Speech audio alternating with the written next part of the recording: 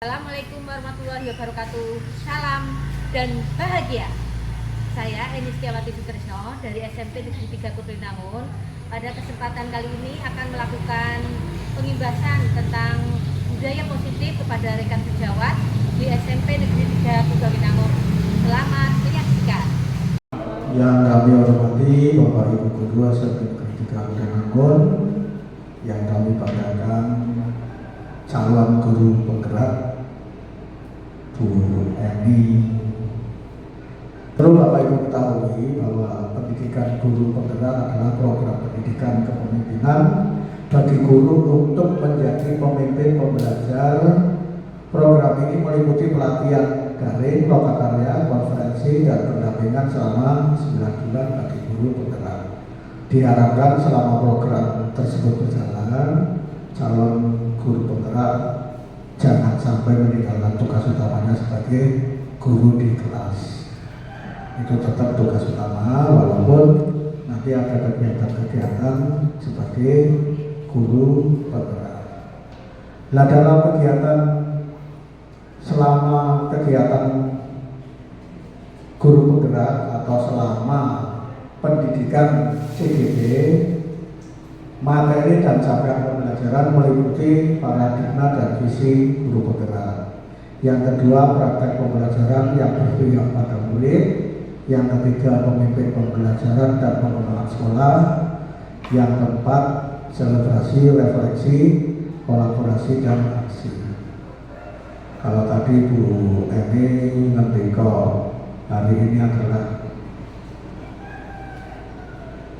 kegiatan praktek baik ya, tapi masih dalam modul 1 Bu Eni. Jadi pada saat ini Bu Eni masih belajar untuk modul 1, tapi di dalamnya ada kegiatan berbagi praktek baik. Kami mohon kepada Bapak Ibu guru yang ada di SMP Negeri Kutulinangun, Negeri 3 Kutulinangun, demi kelancarannya kegiatan Bu Eni dalam mengikuti CGP, semoga nanti Bu Eni dapat memperoleh hasil yang baik, dapat memperoleh predikat yang baik. Kami mohon dukungan Bapak Ibu. Jika Bu Eni menghendaki mengumpulkan Bapak Ibu untuk kegiatan CGP, kami mohon untuk dapat didukung. Jika ada kuesioner, kami mohon dapat diisikan.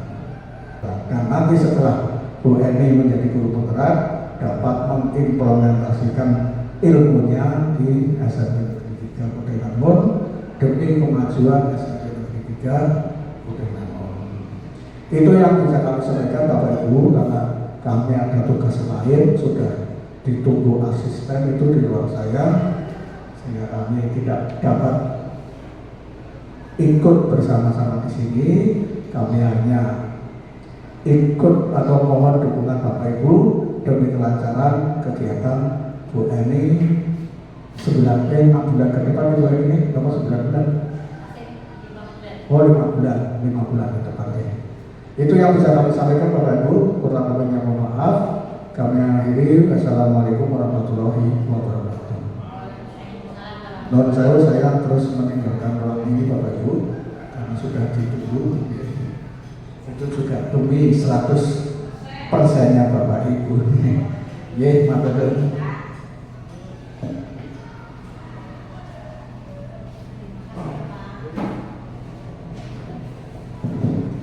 Terima kasih kepada beliau Pak Teguh selaku Kepala Sekolah SMP Negeri 3 Kutulinangun.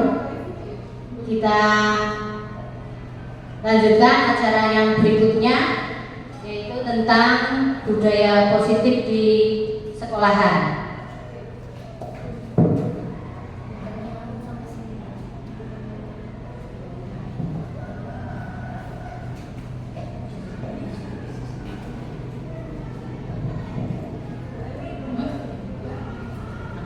Ya, tidak.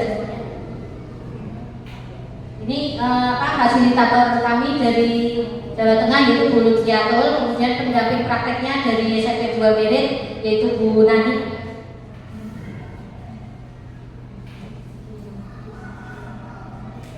Sebelumnya kesepakatan forum pagi ini yaitu bersifat terbuka, monggo, kemudian berpartisipasi aktif, kemudian saling menghormati, kontrol dan kepatuhan keputusan bersama kita ambil.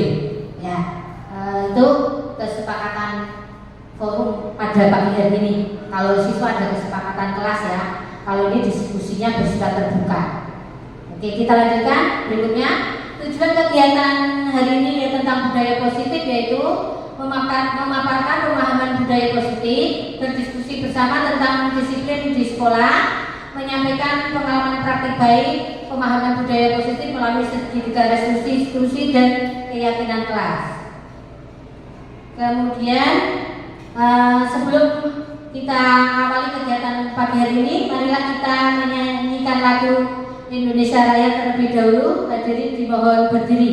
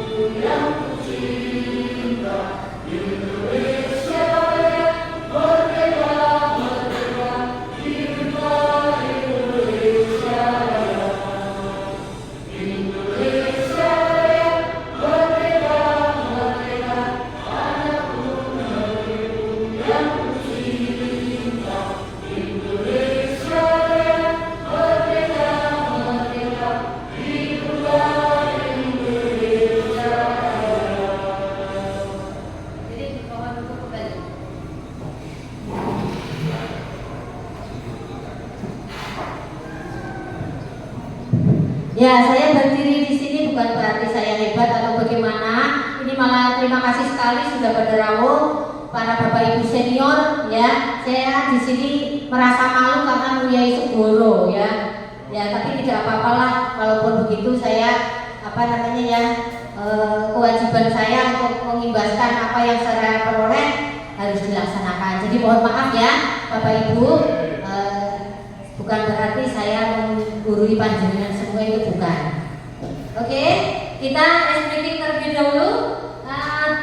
Tebak tulisannya ya, ini tulisannya, tebak tulisannya, coba. Ini. Nah, apa ini? Apa ya Bapak Ibu? Ya, sapi ya, betul. Oke, kita lanjutkan berikutnya. Apa ini?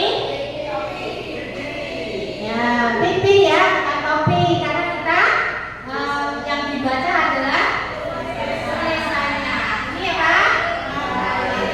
Matahari ya, bukan padi ya. Oke. Kemudian kursi apa Pepsi? Kursi ya, oke. Terima kasih. Itu semuanya pintar-pintar. Oke ya.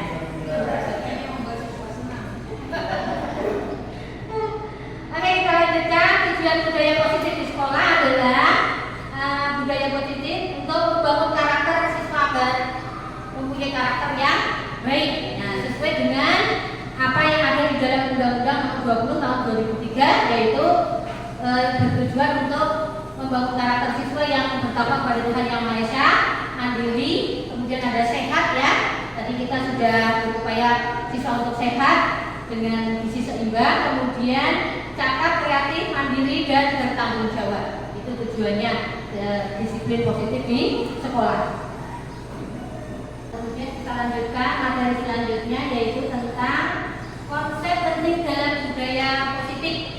Ya, kita akan belajar tentang disiplin, nilai kebajikan, motivasi, hukuman, penghargaan, restitusi, keyakinan kelas, kebutuhan dasar manusia, 5 posisi kontrol, dan segitiga restitusi. Kemudian ini ada pertanyaan pemantik.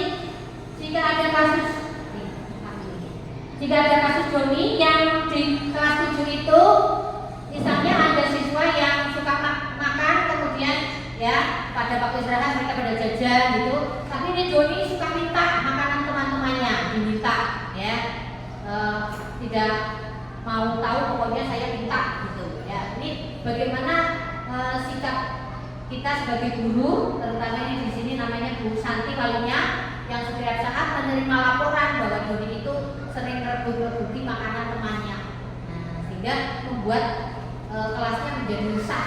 Nah, itu seperti itu. Nah, bagaimana menurut Bu Ita mungkin?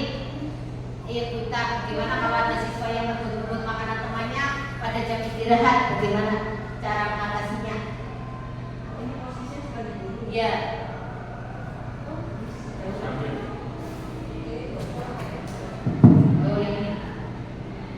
Oke, terima kasih. Mungkin kalau saya berdiri sebagai guru, ada siswa yang hobi senang merebut makanan yang dibawa temannya, mungkin pertama saya akan bertanya dulu. Yang bertanya kepada yang merebut ini, apa tidak diberi jajan dari rumah atau diberi uang saku seperti itu? Terus bisa jadi anak ini cuma hobi saja, sebenarnya dia punya sendiri, usil mungkin ya. Nah, selanjutnya mungkin saya akan memberikan pengertian kepada siswa yang usil atau nakal ini bahwa dia sudah melakukan hal yang kurang baik atau tidak baik. Selanjutnya akan diberi pengertian bahwa selanjutnya belajar untuk tidak mencoba usil kepada temannya yang membawa makanan. Dan kepada anak yang diusili mungkin saya akan memberikan saran lebih sabar sedikit atau berbaik hati sesekali, tapi jangan terus-terusan, karena kalau terus-terusan nanti jadi siswa yang terbuli, mengalah terus. Itu Bu kalau saya di posisi sebagai guru. Terima kasih. Ya, terima kasih jawabannya dari Bu Ita ya, bagus sekali. Tepuk tangan. Oke. Dikasih apa? Dikasih W, dikasih O, dikasih W. Wow, keren. Ya, oke. Terima kasih ya. Jadi sebetulnya kita sudah mempraktekkan apa itu restitusi, cuma mungkin istilahnya belum kita kenal gitu ya. Jadi bagus ya. Kita lanjutkan dulu nih. Oke. Jadi kita harus memahami murid bahwa murid itu sebetulnya punya kebutuhan ya, kebutuhan yang harus terpenuhi. Sebetulnya Joni itu punya apa sih yang belum terpenuhi kebutuhan dasarnya. Nah ini apakah dia itu memang benar-benar tidak punya kebutuhan dasar rasa lapar dari makanan yang belum diberi oleh orang tuanya, ataukah dia hanya iseng tadi yang dikatakan Bu Ita karena ingin punya rasa diakui oleh teman-temannya, ataukah punya kebutuhan dasar yang lain yang belum terpenuhi. Oke, kita lanjutkan. Nah, paradigma belajar sekarang adalah bahwa belajar itu mempunyai prinsip pembelajaran yang berpihak pada murid dan pembelajaran yang berdiferensiasi, sehingga setiap murid akan belajar sesuai dengan kebutuhannya dan perkembangannya sesuai dengan kebutuhan dan perkembangan jiwanya. Kalau SMP masih ada bermainnya, mungkin nanti kalau SMA sudah berkurang bermainnya, lebih serius gitu. Apalagi kalau SD, nah itu masih banyak bermain ya, hanya guyonnya itu seperti itu. Jadi kemudian nanti untuk memperoleh derajat yang baik, yang setinggi-tingginya di dalam masyarakat, itu paradigma belajar yang sekarang. Disiplin positif dan nilai kebajikan. Disiplin ini sering kita artikan adalah sebuah kepatuhan terhadap aturan, tapi sebetulnya pakarnya disiplin ini ada Pak Patono, Pak Budi ini luar biasa ya, sudah menerapkan disiplin yang ikhlas. Nah, patuh kepada aturan yang ikhlas, yang tidak karena paksaan, itu namanya disiplin. Itu namanya merdeka. Jadi merdeka itu ya sesuai aturan, itu seperti itu, sesuai dengan apa yang disepakati dalam sekolah tersebut. Ya, kalau menurut pesan Pak Budi kemarin katanya Pak Pusas ya itu selalu disiplin, konten. Nah itu sebuah teladan yang luar biasa ya. Ini Pak Budi sudah menerapkan itu disiplin yang ikhlas. Nah mungkin kita sebagai generasi penerus ya wajib menyontoh beliau-beliau yang sudah melakukan disiplin walaupun dalam dekat seperti Pak Budi, apalagi itu yang jauh, wah ini yang jauh saja bisa 7 sampai sini ya, apalagi kita. Nah itu namanya disiplin ya, penerapan aturan tetapi dengan kesadaran, dengan keikhlasan, itulah disiplin yang sebenar-benarnya. Walaupun dia itu tidak dipantau CCTV, walaupun dia itu tidak diberi ancaman poin, tapi tetap berangkatnya tidak terlambat. Itulah berarti dia sudah menerapkan disiplin. Ya, kemudian kebijakan nilai universal itu sekarang sedang tanamkan dalam kurikulum Merdeka, yaitu dengan profil pelajar Pancasila yang di dalamnya ada dimensi-dimensi antara mandiri, kemudian bernalar kritis, kemudian ada bertakwa kepada Tuhan Yang Maha Esa, gotong royong, dan kreatif. Kemudian ada nilai kebajikan yang lain ya, yang setiap hari sudah kita jalankan, sudah kita anjurkan kepada murid-murid kita. Antara lain toleransi. Nah, kita di sekolah kita ada yang beragama lain. Nah, itu kita harus hidup berdampingan, saling menghormati, menghargai kepada yang berlain agama, kepada yang berlain tingginya. Seperti saya pendek, nah kita toleransi dengan yang tinggi. Mungkin saya ambil apa-apa itu harus minta tolong. Nah, itu juga sebuah toleransi yang bisa kita lakukan. Kemudian pada murid-murid juga kita tanamkan, misalnya dengan cara membimbing mereka untuk tidak membeda-bedakan dalam pembagian kelompok belajar. Nah, kelompok belajar nanti yang perempuan, yang laki-laki, ya. Kemudian tidak ada kerjasama yang baik, itu tidak boleh. Jadi harus ada semuanya itu sama, ya, punya hak yang sama untuk memperoleh pembelajaran. Oke. Kemudian ada motivasi, 3 motivasi yang harus kita kenalkan pada anak. Biasanya motivasi itu masih adanya harapan hadiah. Nah, itu berarti dia masih eksternal motivasinya. Kemudian karena adanya motivasi anak aturan, takutlah nanti mau dihukum, jadi kepengen adanya rasa nyaman. Biar aku selamat, berarti aku harus seragam yang lengkap. Nah, itu berarti dia motivasinya masih motivasi eksternal. Nah, kalau motivasinya itu sudah motivasi intrinsik, baik itu diawasi Bapak Ibu guru, ada yang piket atau tidak, siswa itu akan berseragam dengan lengkap. Sering saya hari Senin itu siswa tidak memakai jersey dari rumah. Nanti setelah disuruh membawa tas, dan dia mikir sana pakai dulu. Ternyata dia tidak membawa di tas. Nah, ternyata lupa, tidak menyiapkan di malam harinya, sehingga siswa itu harus membeli lagi ke koperasi, sehingga harus diberi nasihat dan sebagainya. Nah, itu namanya masih motivasi eksternal. Tapi kalau motivasi internal itu mereka sudah mempunyai kesadaran yang tinggi, terbangun untuk tidak diawasi pun mereka sudah taat kepada peraturan yang ada di sekolah, dengan kesepakatan yang ada di sekolah, dengan kesepakatan yang ada di kelas, dengan guru mapel ataupun dengan wali kelasnya.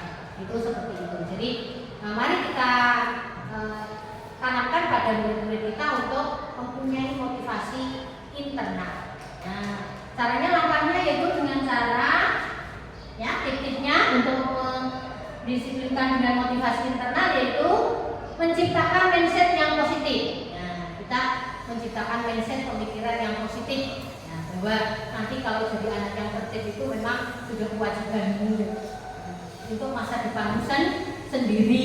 Nah, nyaman juga kamu yang menikmati. Nah, itu seperti itu. Tetapkan tujuan yang jelas. Tujuannya apa? Nah, jadi kalau tujuannya jelas, anak akan termotivasi dengan sendirinya. Kemudian percaya diri, mulai dari perubahan yang kecil. Kemudian kita akan mengenal dan penghargaan. Nah, hukuman itu, nah ini biasanya diberikan kepada anak yang melanggar terhadap keyakinan kelas atau peraturan di sekolah, keyakinan di sekolah, kemudian bersifat biasanya membentak, nih ya, bersifat spontan, misalnya, ayo terlambat kamu 10 menit, push up 10 kali. Nah, ini hukuman, ya, bersifat spontan, tidak sesuai dengan keyakinan kelas yang disepakati apa? Nah, yang disepakati masuk tepat waktu, gitu kan? Nah, anak itu terlambat 15 menit, nah berarti dia telah melanggar keyakinan kelas. Tapi kalau kita cara menghukumnya itu secara spontan, itu termasuknya adalah hukuman. Nah, hukuman ini bisa menyakiti hati siswa, bisa menimbulkan dendam atau sakit hati. Wah, kemarin aku dijewer, dihukum di lapangan 10 kali. Nah, ini akhirnya menimbulkan sakit hati yang tidak bisa dilupakan. Kemudian berikutnya adalah penghargaan. Penghargaan itu bisa diberikan, tetapi kalau selalu memberikan penghargaan terus juga efeknya tidak baik, karena anak itu berarti motivasinya bukan motivasi intrinsik, tapi hanya ngarang-ngarang bagian.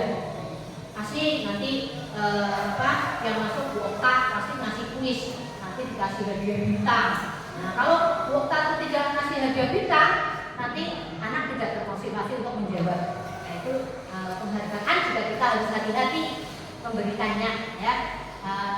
Kalau misalnya itu perlombaan, nah itu ada penghargaan, itu mungkin wajar. Tapi kalau setiap saat kita dalam pembelajaran memberikan penghargaan, itu hanya akan membunuh atau tidak menghidupkan semangat yang dari internal. Itu seperti itu. Kemudian berikutnya, ini perbandingan antara hukuman, konsekuensi, dan restitusi. Ya, jadi kalau hukuman itu sesuatu yang sifatnya spontan dan tidak terencana dalam kesepakatan. Kemudian konsekuensi itu hampir mirip dengan restitusi, namun masih kurang memperhatikan yang menjadi korbannya. Kemudian kalau restitusi itu sudah adil antara yang menjadi korban maupun sebagai pelakunya, itu seperti itu kalau restitusi. Ya, jadi diberi solusi, diberi pertimbangan bagaimana jalan keluarnya, itu kalau restitusi. Kemudian ini coba dijawab hukuman atau konsekuensi. Yang pertama, mengganti kertas temannya yang telah dicoret-coret. Nah, itu konsekuensi atau hukuman, Pak Budi ya? Konsekuensi. Oh, konsekuensi, ya bagus. C. Ambil lagi 3 kali nonton upacara karena terlambat dari di sekolah. Bagaimana Pak Musli? Hukuman, oke. Ani disuruh membersihkan coretan yang dia buat di meja belajar. Kasur. Konsekuensi, ya oke. Murid diminta untuk push up 15 kali karena tidak memakai dasi. Gimana bro? Ya, oke ya. Oke, sudah paham ya? Karena sudah bisa menjawab 4 kuis saya. Ya, oke, kita lanjutkan maksudnya. Oh, yang restitusi contohnya misalnya anak itu diberikan pilihan, misalnya kamu terlambat tidak memakai topi, misalnya ya, terlambat memakai topi. Nah, itu bagaimana menurut kamu solusinya? Ditawarkan, oh saya mau panggil orang tuanya Bu untuk mengambilkan. Nah, itu restitusi. Nah, itu misalnya orang tuanya dipanggil antar ke sekolahan atau dia milih apa, gitu, ditawarkan biar dia bisa masuk ke sekolah dengan baik. Oh, saya akan membeli kemarin Kiran itu waktu tidak memakai dasi, ternyata di tasnya saya cek itu tidak ada. Dia pilih, kamu pilih panggil orang tuanya atau membeli di koperasi. Dia bawa uang banyak Bu, 50.000. Jadinya terus dia membeli di koperasi. Itu seperti itu. Nah, itu antara lain diberikan pilihan bagaimana dia akan memecahkan masalahnya. Itu kalau restitusi. Ya, oke, terima kasih Bu. Besok saya tambahin ya slide-nya. Kita lanjutkan berikutnya, yaitu restitusi adalah proses menciptakan kondisi bagaimana murid untuk memperbaiki kesalahannya sehingga mereka bisa kembali pada kelompok mereka untuk diterima dan percaya diri kembali. Ya, jadi nanti kalau misalnya ada anak yang terlambat, kemudian bagaimana perasaannya agar dia itu tidak disoraki di dalam kelas. Nah, anak itu tanya dulu kenapa terlambatnya, itu seperti itu. Jadi nanti biar temannya mendengar, menyaksikan alasan dia itu terlambat apa. Nah, jadi mental dia tidak terus down ya. Dikeploki teman-temannya kemarin Fauzan itu kelas 7C setengah 8 sampai kelas. Nah, kemudian dia menjawabnya adalah hanya membes di jalan. Nah, jadi itu juga saya kemukakan di depan. Ini Fauzan maaf terlambat sampai 30 menit karena banyak membes di jalan, kemudian terpaksa dia harus menuntun sepedanya. Jadi maaf ya teman-teman, ini dia terpaksanya terlambat. Sebetulnya Fauzan itu anak yang baik, yang akan kepingin tidak terlambat. Nah, tapi karena halangan sehingga membuat dia terlambat. Nah, ini membangunkan jiwanya untuk percaya diri kembali, untuk berani menghadapi teman-temannya yang sudah melompati semuanya itu satu kelas ya. Oh, terlambat kayak gitu ya. Nah, jadi saya tenangkan dengan cara seperti itu. Oke, kita lanjutkan. Ya, membuat keyakinan kelas ini juga penting karena di dalam keyakinan kelas itu ada apa yang sudah disepakati oleh murid bersama ya. Dengan keyakinan kelas misalnya membuat kalimat-kalimat yang positif ya. Dan tidak boleh terlambat, itu tidak boleh diganti dengan kalimat yang positif. Siswa datang ke sekolah tepat waktu jam 7 misalnya begitu. Jadi dibuat kalimat yang positif ya. Karena dengan kalimat yang positif anak akan tidak mencoba-coba untuk melanggar. Tapi kalau kalimatnya tidak boleh, malahan kenapa sih orang uli ya, jajan tak nyicipi sih orang uli gue gitu ya. Jadi itu seperti itu. Oke, kemudian keyakinan kelas juga boleh dirubah kalau ada revisi-revisi yang dalam perkembangannya itu mungkin butuh revisi. Kemarin kelas 7A setelah membuat keyakinan kelas itu ada revisi, Bu. Belum ada kebersihan kelas, belum ada peraturan yang tentang kebersihannya. Nah, kemudian peraturannya ditambahi. Bagaimana agar kelas itu tetap bersih, tetap terjaga. Itu seperti itu, ya. Kita lanjutkan. Menurut Ki Dewantoro ini kita sebagai pendidik dalam menyikapi murid yaitu sebagai petani. Ibarat petani kita itu harus bagaimana memupuk tanaman biar subur, ya, tumbuh sesuai dengan kodratnya masing-masing pada murid. Karena murid kita itu unik, punya kemampuan sendiri-sendiri, keunikan.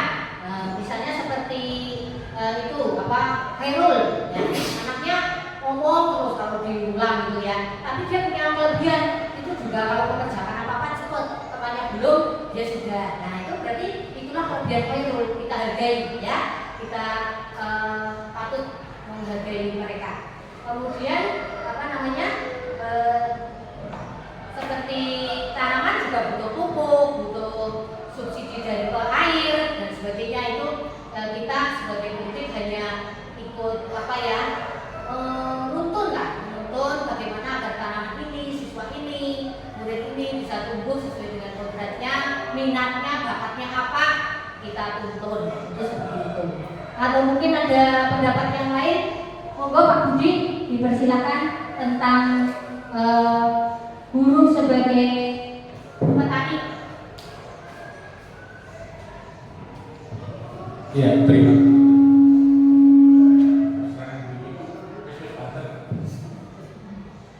Ya, tentang guru sebagai petani. Jadi kita umpamakan begini.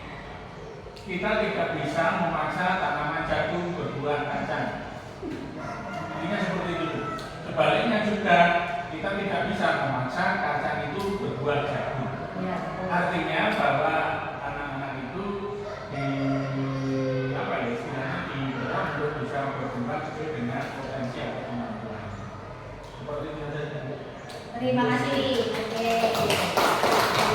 Ya, betul sekali. Jadi kita tidak bisa memaksa anak tumbuh sesuai kehendak kita. Jadi misalnya itu sebagai jagung ya kita bagaimana jagung itu biar tumbuh dengan subur, buahnya biar banyak, seperti itu.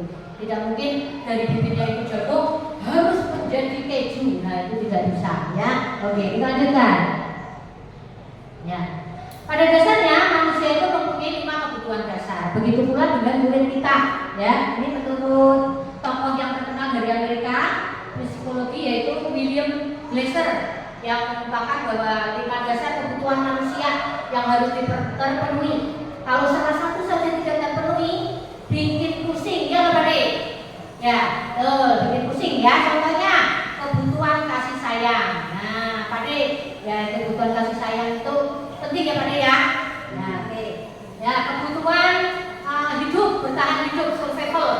Nah, kita sebagai manusia sandang, pangan, papan itu membutuhkan. Kemudian juga membutuhkan kebutuhan yang lain, antara lain yaitu fun, yaitu kebebasan,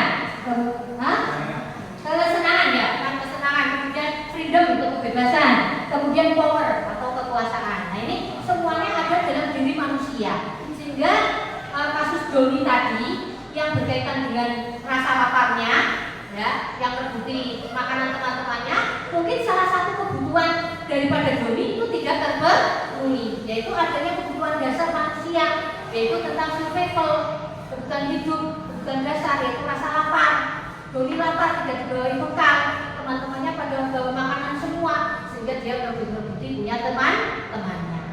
Oh, dia bawa bekal loh Bu, tapi kok tetap terbukti, kenapa ya?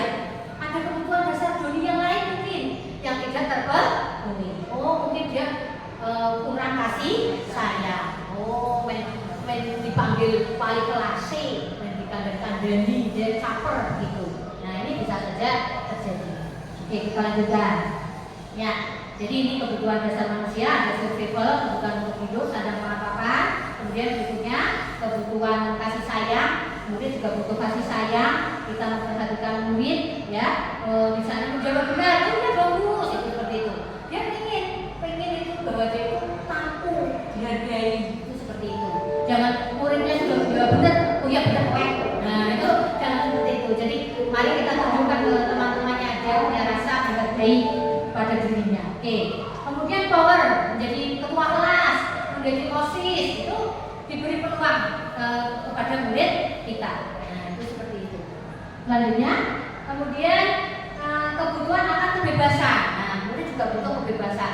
Jadi kadang kita itu menuntun ya seperti layangan, kadang dicul ya, tapi kita kadang menarik. Nah, ditariknya. Jadi jangan sampai layangan itu terlalu bablas kemudian lepas, ataupun terlalu kencang jadinya pedot, marah-marah kemudian keluar, itu tidak boleh. Nah, sehingga itulah yang dinamakan dengan kebebasan, tapi masih ada batas-batasnya.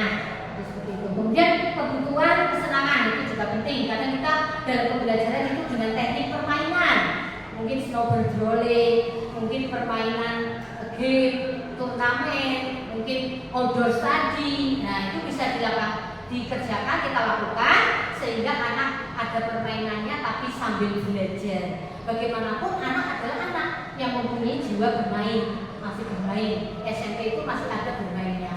SMA mainnya juga ada, tapi sudah kadang berbeda. Mereka orientasinya mungkin sudah orientasi organisasi, orientasi tanggung jawab itu kalau di tingkat SLTA. Tapi kalau di SMP masih bermainnya masih ada. Itu seperti itu. Jadi kita maklumi kalau saat kita pembelajaran ada yang usil, ya itu memang jiwa anak bermain. Tapi kita ya kembali kesepakatan kelasnya bagaimana. Nah, itu namanya kita seperti menuntun pada tanaman, menuntun pada seperti layangan, itu seperti itu. Oke, lanjut. Nah, itulah peran kita sebagai pendidik, ya. Kita harus mengetahui kebutuhan dasar daripada murid kita. Kemudian apakah sudah terpenuhi atau belum kebutuhan daripada murid kita. Nah, itu kita kontrolnya di situ. Lanjut. Posisi kontrol guru. Nah, ini ada videonya. Kita putarkan.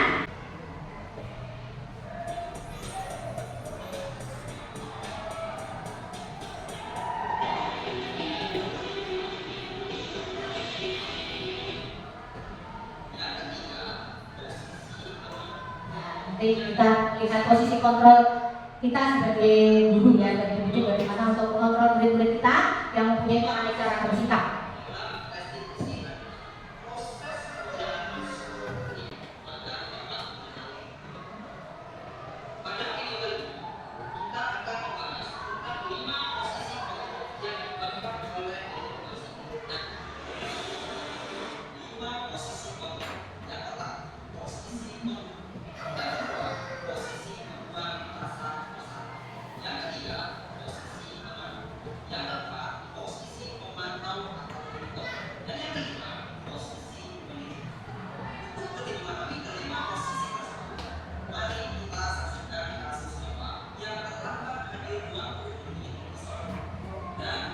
melihat bagaimana kelima posisi kontrol dalam menghadapi masalah. Ya ini Java ya, bukan lain lagi tapi Java kita yang telah sekolah.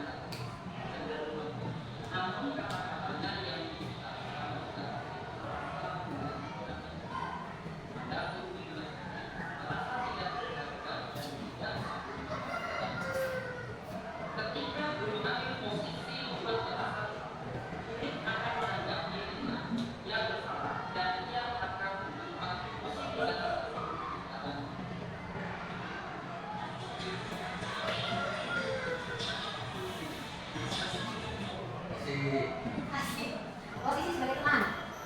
Biasanya kayak yang lebih akrab gitu kalau kita.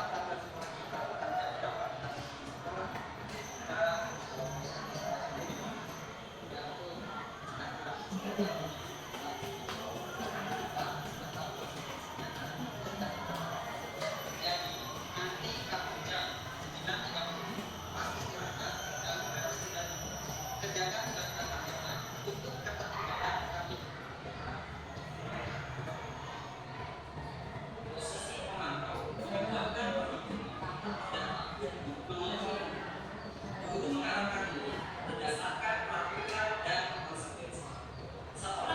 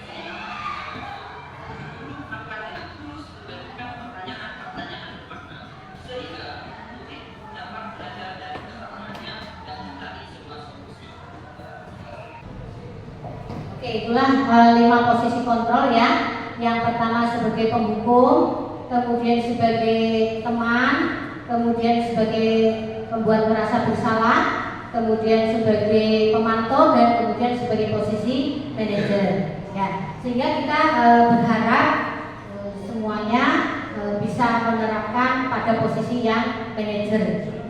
Ya minimalnya itu yang pemantau lah. Ya, minimalnya yang pemantau. Karena kalau posisi penghukum itu akan membuat mental anak menjadi down dan mungkin berputus asa. Ya.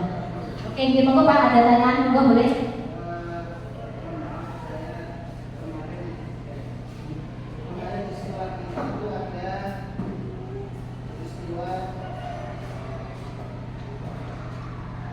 Kehilangan. Bagaimana cara kita menghadapi apabila yang tersangka itu ketemu atau yang jadi tersangka itu ketemu, dan yang kita gunakan itu nanti pakai posisi yang mana itu kira-kira yang paling baik? Apakah seperti itu? Karena itu jelas sudah melakukan pelanggaran yang benar. Demikian. Oh ya. Terima kasih, ini bagus sekali kasusnya. Ada siswa yang kehilangan, kemudian ya, barangnya sudah ketemu ya, kemudian pelakunya sudah ketemu belum Pak? Sudah ketemu tadi. Seandainya ada siswa yang kehilangan, sudah barangnya ketemu, pelakunya juga ketemu, dan bagaimana cara untuk menetralisirnya gitu ya Pak ya. Pelakunya bagaimana menyikapinya? Mungkin ada yang berpendapat, monggo Pak Suryanto atau Pak Antono boleh.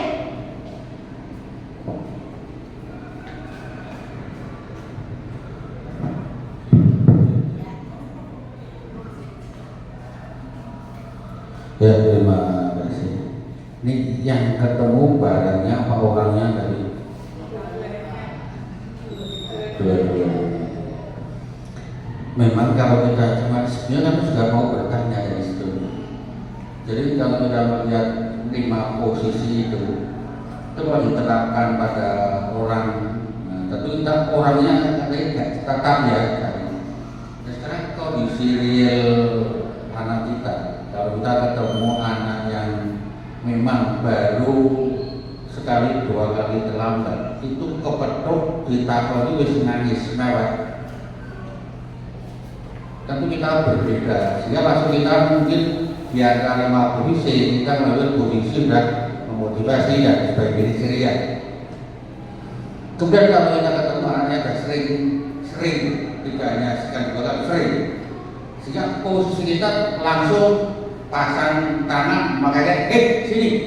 Tentu kita mengambil posisi yang berbeda, tapi menghukum.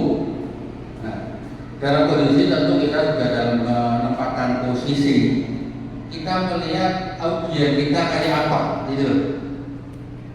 Kalau audien kita itu anak yang jarang terlambat sekali 2 kali dipanggil, benar-benar bisa kuyuk-kuyuk, gitu. Apalagi BK-nya nah, kalau BK-nya cantik kayak ibu yang baru hamil, itu tidak apa-apa, senyum-senyum gitu. Ketemu BK-nya suatu galak, baru sekali terlambat bisa kuyuk-kuyuk. Sehingga komisi nanti sebagai guru tentu tidak mungkin ada hukumannya, akan lebih ke kuyuk-kuyuk nanti dan bisa bangun. Tentu kita bisa melihat audiens kita kayak apa, gitu. Kita sesuaikan. Sehingga penempatan posisi kita dalam hal itu kita lihat audiens kita posisinya seperti apa. Apakah sering terlambat atau memang baru sekali 2 kali. Tentu kita terus juga latar belakangnya. Sehingga posisi Pak gurunya bisa mengambil posisi kontrol yang mana, bisa menempatkan, bisa memilih. Nah, melihat kasus tadi itu andai kata ada anak yang kehilangan, kemudian barang ketemu, orangnya ketemu, juga kita lihat kasusnya. Apakah orang itu sudah sering mencuri, latar belakangnya punya track record kayak apa gitu. Kita tidak sekedar mengambil posisi yang mana. Kita lihat track recordnya. Kalau track recordnya di masyarakat, dia sudah surat mencuri burung, sering ketangkap masyarakat, barangkali juga peradunya oleh di sana, sehingga mungkin fungsi kita akan memberikan fungsi yang langsung bisa memponis satu pak serangan polisi saja nih. Jadi kalau ada yang juga belum pernah, barangkali kita lihat, tentu kita ngambil fungsi yang lebih memotivasi sebagai manajerial. Itulah uniknya kita sebagai guru, bagaimana harus meneliti lebih jauh. Track record itu sangat perlu. Sehingga jangan sampai di setelah bahasa Jawa itu digebiak-biak gitu. Jadi namanya adil dalam memberikan suatu layanan, kita juga harus berdasar pada karakteristik masing-masing, tidak bisa digebiak-biak. Kalau sebagai anak di kelas 8F yang kemarin mungkin menjadi lingkaran kasus kehilangan, ada seorang anak tiba-tiba kok saya dituduh mencuri pak. Loh, siapa yang nuduh? Nah itu teman-teman seakan-akan menuduh ke saya. Nah kamu mencuri enggak? Kalau enggak kamu mencuri ngapain kamu gelisah gitu. Itu sebenarnya lebih ke arah psikologi. Nah iya. Memang kembali lingkaran ini lingkaran yang rumit, tidak sekedar dengan ilmu-ilmu yang barangkali sederhana untuk mempelajari ini, lebih rumit lagi, psikologi juga terkait, mungkin tentang ilmu kriminalitas juga ada, sehingga lebih kompleks. Sehingga kasusnya yang disampaikan Pak Mus itu juga tidak bisa sederhana kita menyelesaikan. Harus ada track record dia ini apa? Kalau dia di masyarakat sering mencuri burung, tidak lagi. Saya sering menerapkan pada anak, kemarin saya dulu di kelas 8D. Kenapa kamu gak garang tugas? Dulu saya pernah ngomong, kalau kamu garang tugas, kamu harus kamu tulis 2 kali. Saya sanggup pak 2 kali. Oke, tulis 2 kali. Nah kamu gak tulis, kenapa kalian gak garang? Saya nyari burung. Loh kok nyari burung? Kan burung sekarang banyak dicari orang mahal. Nah, yang di rumah punya burung apa? Saya kembangkan ada burung dia lebih ke arah apa ya? Ada kedekatan sulfi dengan saya. Jadi tak kasih tugas tulis 2 kali supaya agak marah pada saya. Kenapa nggak nulis waktu itu? Karena saya mencari burung. Apa? Malam pak. Caranya apa? Pakai bulot. Begini. Terus di rumah punya burung apa? Ya burung prepa, burung perja. Nah, perja apa? Sehingga secara betul dia akhirnya tidak takut saya beri hukuman. Bukan lantas tak pede berlos. 1 kali lagi ya, tulis ya. Jadi sempat ngomong dulu kan, saya dulu tuh. Gitu. Tentu akan dia menerima hukuman itu harus semata-mata lebih ikhlas gitu. Sehingga menerima hukuman dengan ikhlas tentu tidak ada dendam di antara kita.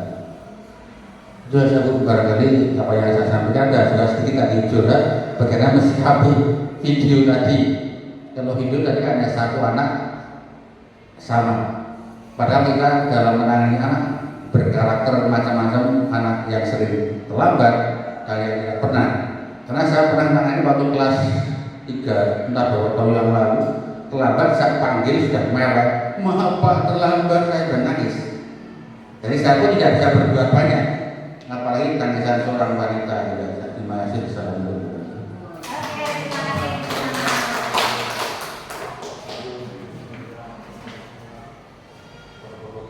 Bagaimana Pak Muslim, sudah puas atau belum?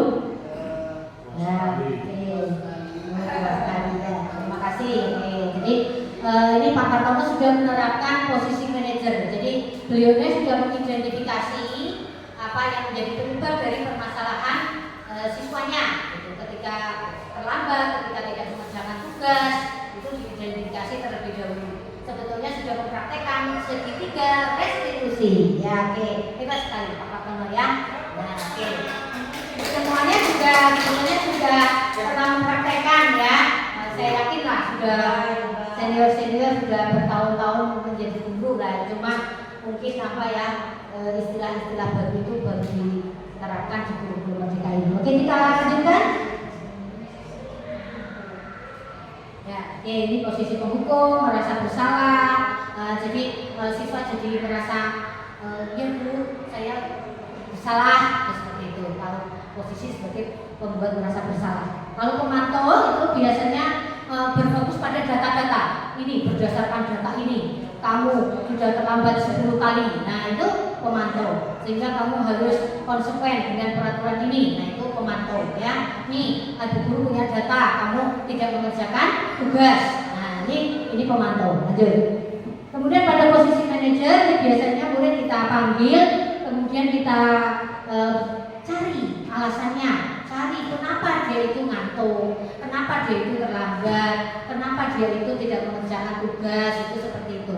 Kita mendengarkan cerita apa yang diungkapkan, menjadi unek-unek murid itu apa sebetulnya yang menjadi masalah ya, sehingga keluar ceritanya, keluar dengan sendirinya, bahkan sampai menangis tadi yang dikatakan oleh Pak Bartono ya. Mungkin dia teringat sampai terlambat itu, teringat yang di rumah bagaimana ibunya itu sedang sakit, sehingga dia harus ngopain ibunya, nyuapin dulu dan sebagainya, sehingga membuat ke sekolah menjadi terlambat. Oke, kita lanjutkan ya.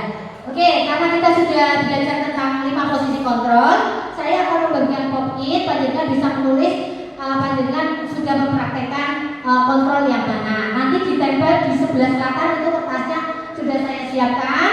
Nanti susun ke bawah tidak apa-apa ya, karena di situ ada layar itunya. Oke, ini videonya boleh pilih warna apa. Kemudian ini saya berikan kertas pop-itnya. Bapak Ibu bisa menulis apa yang sudah pernah dipraktekkan selama ini. Oke. Monggo, pilih warna apa Pak Budi? Ambil. Ya. Monggo Pak, warna apa? Yang diambil boleh. Monggo Pak Bambang. Sudah pernah posisi kontrol yang mana? Pak Sur. Oke. Ini adik. Warna apa yang suka? Oke. Ya. Oke, silakan menulis apa Mbak Nunu? Ini ambil spidolnya. Maksudnya kontrol yang mana yang sudah dipraktekkan. Oke. Ya, warna apa? Ada rasanya. Hah? Ya. Hah?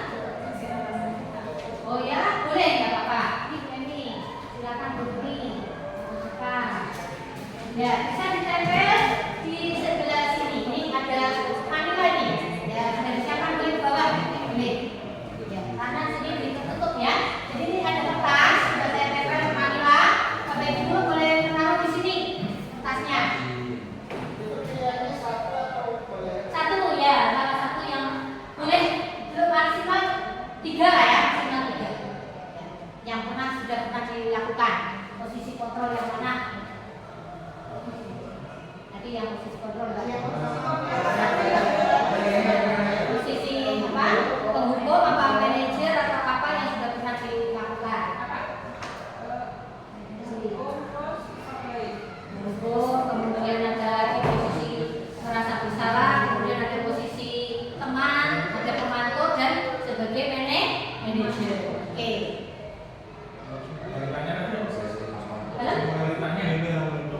Lanjutannya menuliskan posisi yang pernah Bapak Ibu guru lakukan. Cuma judulnya aja Bu. Ya, misalnya manajer gitu boleh. Ya, pemantau gitu. Oh, gitu aja nggak apa-apa. Boleh. Penghukum misalnya gitu.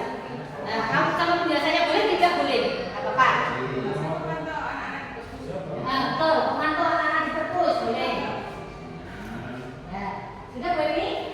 Oke.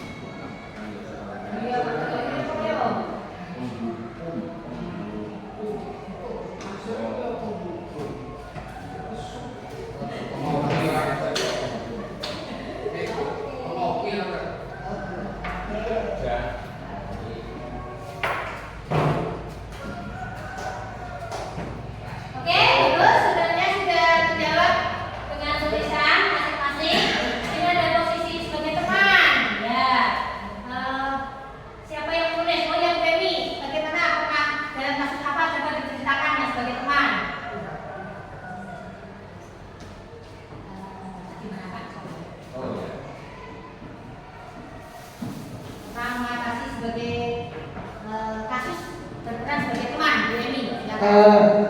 Berperan sebagai teman, saya menanyakan kenapa kamu sering tidak berangkat.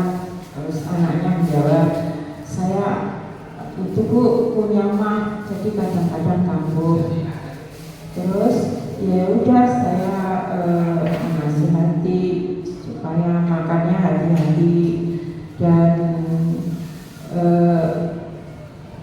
minumnya juga hati-hati. Seperti itu Bu Emi.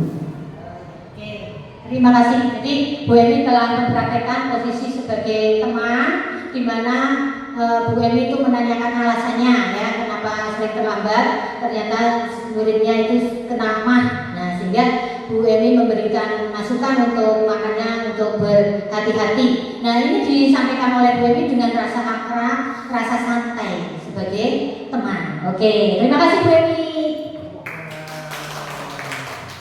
Oke, kita yang lain yaitu ada yang sudah mempraktekkan sebagai manajer. Ini hebat ya. Tadi Pak Partono sudah memaparkan berpendapat sebagai manajer. Tadi sudah diutarakan contohnya sudah ada manajer ini. Oke, bagus. Kemudian ada yang sebagai penghukum. Nah ini tulisannya merah Pak Budi ya. Coba diceritakan kasusnya mengapa Bapak memakai posisi kontrol sebagai penghukum. Ya, jujur setiap guru pasti pernah melakukan posisi kontrol penghukum. Disadari atau tidak, saya memang memilih itu yang sebetulnya untuk yang lain juga pernah dilakukan. Jadi kalau siswa melanggar aturan atau ketentuan di kelas dan tidak sesuai dengan kesepakatan, sebenarnya anak-anak itu sudah tahu konsekuensinya, sebenarnya sudah tahu konsekuensinya apa. Tetapi kadang anak-anak belum melakukan konsekuensinya karena pada saat itu guru itu mungkin merasa emosi. Yang seharusnya itu anak itu sudah tahu konsekuensinya harus apa itu, tapi anak belum melakukan konsekuensinya. Pada saat itu saya usir keluar kamu karena apa ya, emosi itu tadi. Yang seharusnya tidak harus diusir dari ruang kelas, tapi anak itu melakukan atau menjalani konsekuensi yang sudah diambil satu kesepakatan. Itu bagi saya adalah merupakan hukuman. Atau dulu. Ya.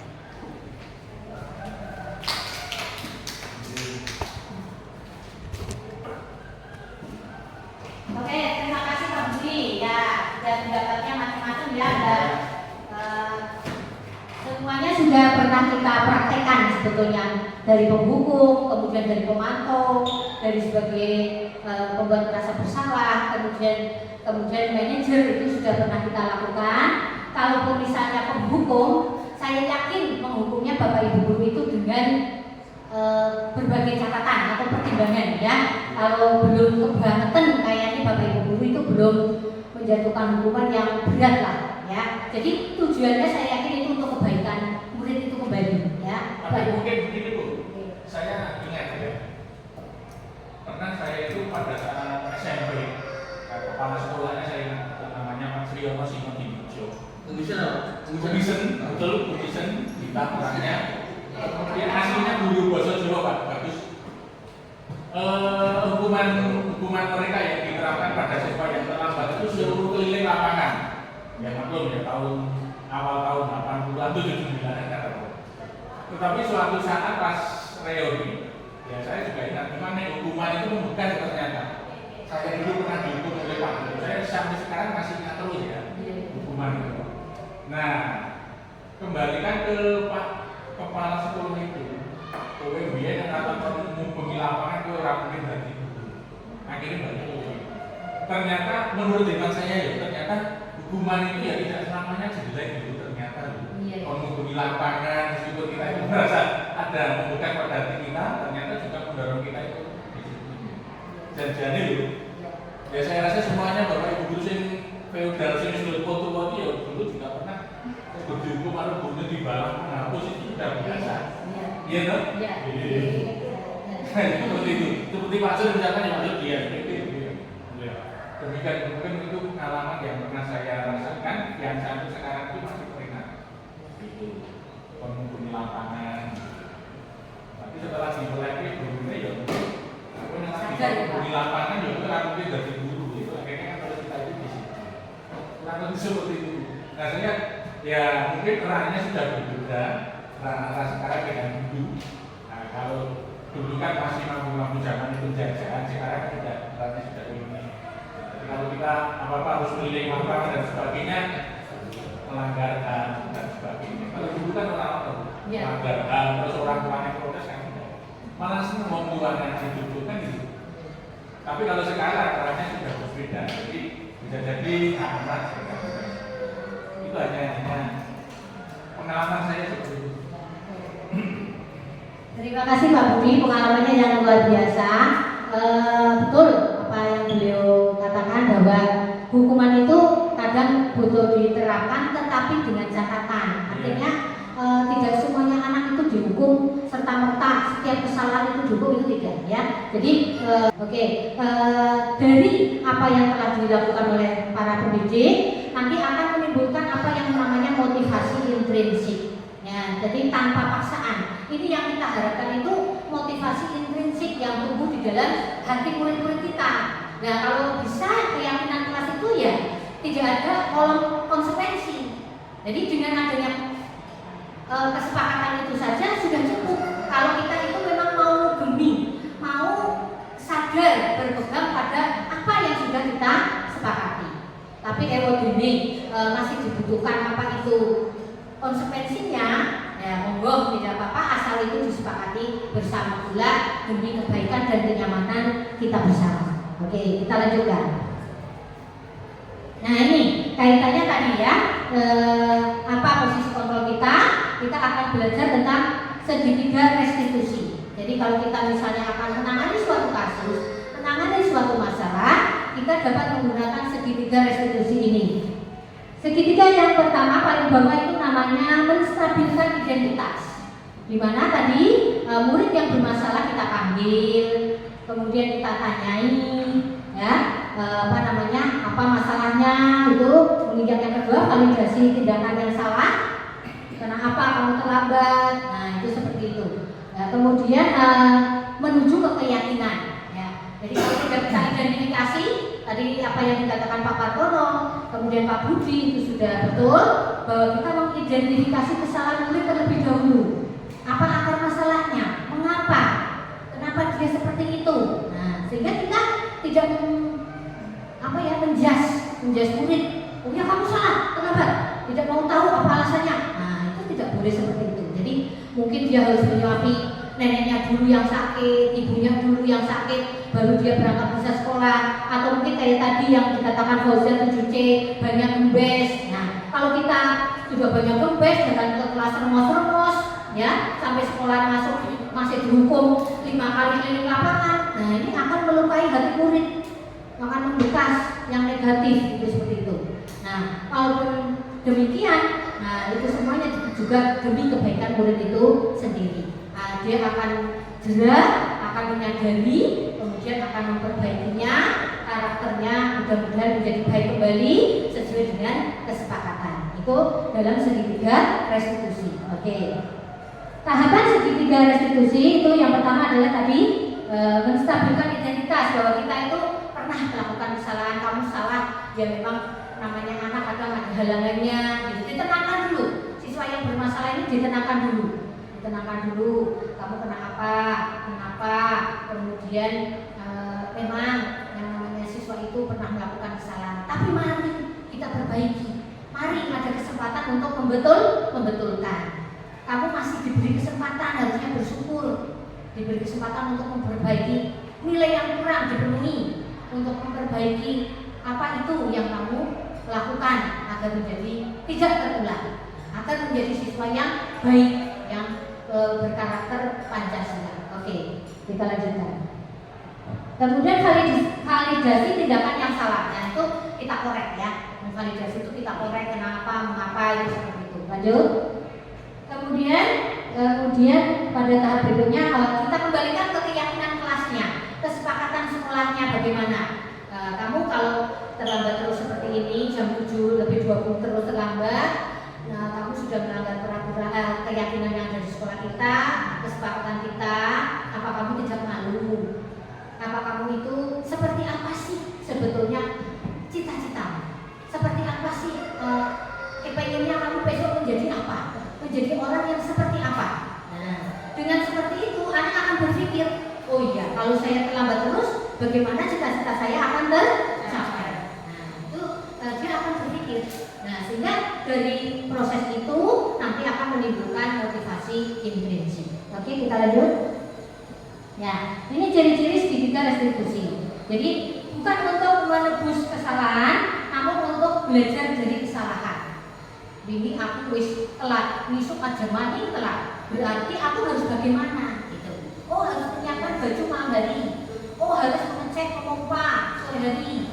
Nah, itu seperti itu. Jadi kita menyadarkan murid untuk mencari solusi-solusinya. Kemudian memperbaiki hubungan. Untuk memperbaiki hubungan. Restitusi juga menuntut untuk melihat ke dalam diri bagaimana sebaiknya kita. Kemudian restitusi juga fokus karakter bukan kepada tindakannya, tapi bagaimana sikapnya, ya, bukan bagaimana tindakannya. Kemudian restitusi fokus pada solusi yang harus dicari itu apa. Kemudian untuk mengembangkan murid yang berbuat salah untuk kembali kepada hal yang baik. Ya, kita lanjut selanjutnya. Ya, ini saya kemarin sudah mempraktekkan menggunakan segitiga restitusi.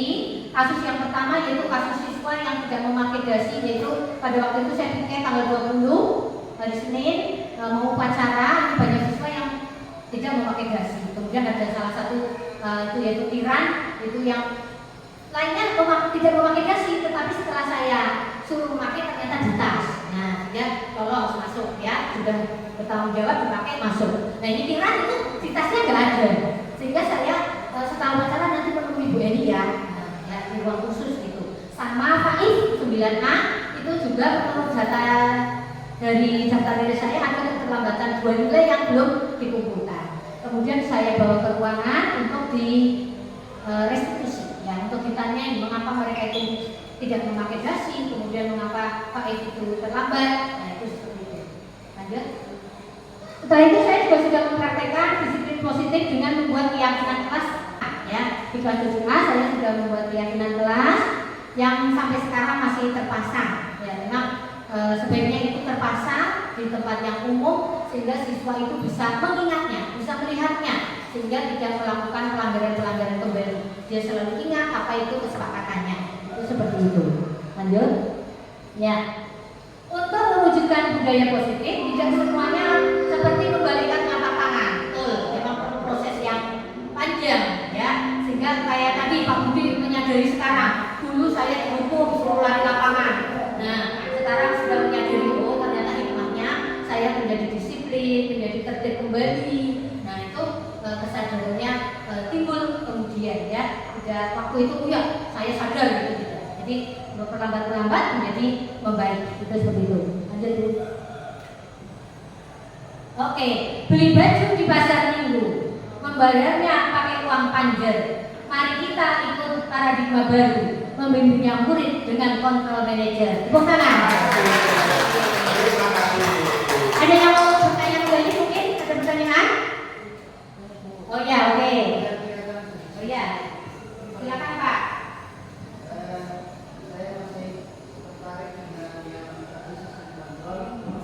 Kontrol atau restitusi? Kontrol. Oh iya.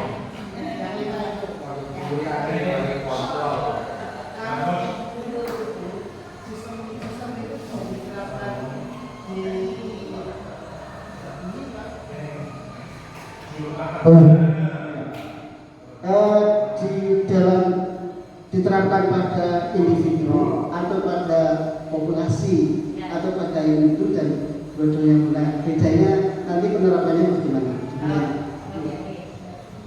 Ya, kontrol itu bisa diterapkan, terutama yang itu bisa diterapkan pada individu maupun pada populasi. Kalau misalnya itu contoh yang populasi misalnya melanggar telat 5 orang itu, atau gimana Pak?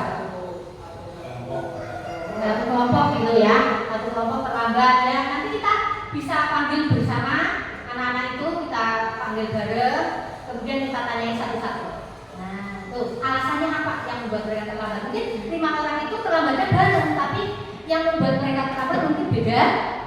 Nah itu seperti itu. Dan nanti solusinya pun akan berbeda. Misalnya yang satu terlambat karena bangunnya kesiangan, akan solusinya berbeda dengan yang terlambatnya karena gembes. Nah itu seperti itu. Yang bangunnya kesiangan, solusinya mungkin satu memasang alarm. Yang kedua minta bangunkan ibune, nggak ada ibune kakaknya. Nah itu dijadikan solusi begitu. Yang kedua yang terlambatnya itu karena banyak gedos, ya berarti dia harus ngecek dulu setiap sore dia cek banyak.